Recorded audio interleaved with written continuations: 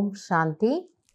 அவ்யக்த சமிகை மே 2026.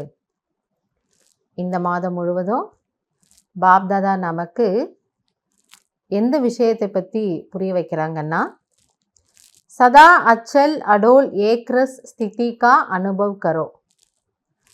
குழந்தைகள் எப்பொழுதும் ஆடாது அசையாது ஒரே ரசனை, அதாவது ஒருநிலைப்பட்ட மனம், இந்த மனநிலையை அனுபவம் செய்யுங்கள். ஆக எப்பேற்பட்ட சூழ்நிலையிலுமே நாம் எப்படி ஆடாத அசையாத ஒரு ஸ்திரமான மனநிலையில் இருக்கணும் அப்படிங்கிறத தான் பாப்தாதா இன்றைக்கி நமக்கு புரிய வைக்கிறாங்க. இந்த மாதம் முழுவதும் இதை பற்றி தான் நாம் கேட்க போகிறோம். அதை நாம் நம்முடைய நடைமுறையில் கொண்டு வந்து அதனுடைய ஸ்வரூபமாக இந்த மாத முடிவில் நாம் மாறி காண்பிக்கலாம். நல்லது. மே 1, 2026 அவ்யக்த சமிகை. பாப்தாதா என்ன சொல்கிறாங்கன்னா, சமய் பிரமான் அப் சதா அச்சல் அடோல் சர்வ கசானோ சே சம்பன்ன ரகோ. குழந்தைகளிடம் பாப்தாதா எதிர்பார்ப்பது, விரும்புவது, குழந்தைகளே, நேரத்தின் அனுசாரம் இப்பொழுது நீங்கள் சதா ஆடாது அசையாத அனைத்து பொக்கிஷங்களாலும் நிரம்பியவராகுங்கள். எப்படி லௌகிக்கத்தில் ஒரு பழமொழி சொல்லுவாங்க இல்லையா, நிறைகுடம் தழும்பாது. அதே போல் பாபா நம்மக்கிட்ட என்ன எதிர்பார்க்குறாருன்னா, எல்லா விதமான கஜானாக்கள், ஞானமோ குணமோ சக்தியோ, இப்படிப்பட்ட அனைத்து கஜானாக்களிலும் நிரம்பியவராக ஆகுங்கள். அதில் நீங்கள் ஆடாத அசையாத நிலையில் இருங்க. थोड़ा भी डगमग हुए तो सर्व खजानों का अनुभव नहीं होगा. ஸோ எங்கேயாவது நம்முடைய மனநிலை ஸ்திரமாக இல்லைன்னா அதனுடைய அர்த்தம் என்னவென்றால், நாம் கஜானாக்களில் நிரம்பியவராக ஆகவில்லை.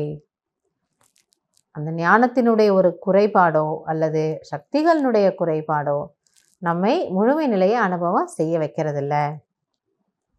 बाप द्वारा मिले हुए खजानों को सदा कायम रखने का साधन है सदा अचल अडोल रहना. எனவே பாபா சொல்றாரு, பாபாவின் மூலமாக கிடைத்திருக்கக்கூடிய பொக்கிஷங்களை, கஜானாக்களை சதா உங்களோடு வைத்துக்கொள்வதற்கான சாதனம் என்னவென்றால் ஆடாத அசையாத நிலை, ஸ்டேபிளான மனநிலை. अच्छल रहने से सदा ही खुशी की अनुभूति होती रहेगी.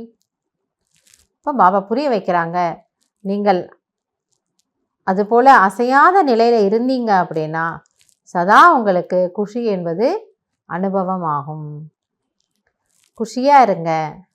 பாபா சங்கம் யுகத்தில் குழந்தைகளுடைய முகத்தை சதா மலர்ந்ததாக பார்க்க விரும்புகின்றார். जैसे विनाशी धन, नाम मान शान कुर्सी आदि मिलती है तो खुशी होती है ना.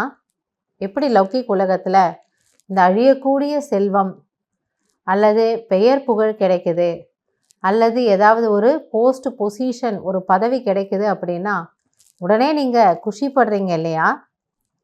யஹ் தோ அவினாஷி குஷி ஹே, அப்போது அதுக்கு நீங்கள் குஷிப்படுறீங்க. ஆனால் இப்போ பகவான் நமக்கு என்னவெல்லாம் கொடுத்துருக்கிறாரு, அழிவற்ற கஜானாக்கள், பொக்கிஷங்கள் கொடுத்துருக்கிறாருன்னும் பொழுது அதை நினச்சி நம்ம எப்படி இருக்கணுமா, குஷியாக இருக்கணும். லேக்கின் ஏ குஷி உசே ரஹேகி ஜோ அச்சல் அடோல் ஏக்ரஸ் ஸ்திதி மே ரஹேங்கே. ஆனால் யாருக்கு இந்த குஷி இருக்கும் என்றால், யார் ஆடாத அசையாத மனநிலையில் இருப்பார்களோ அவர்களுக்குத்தான் இந்த ஒரு குஷி இருக்கும். அதனால் பாபா இன்றைக்கு என்ன ஈக்குவேஷன் சொல்கிறார் அப்படின்னா, ஆடாத அசையாத மனநிலை என்றால் குஷியாக இருக்கலாம். ஸோ அதனால் ஸ்திரமான ஒரு மனநிலையில் இருக்கிறதுக்கு நாம் கவனம் வைக்கணும், அதற்கான பயிற்சி செய்யணும். நல்லது. ஓம் சாந்தி.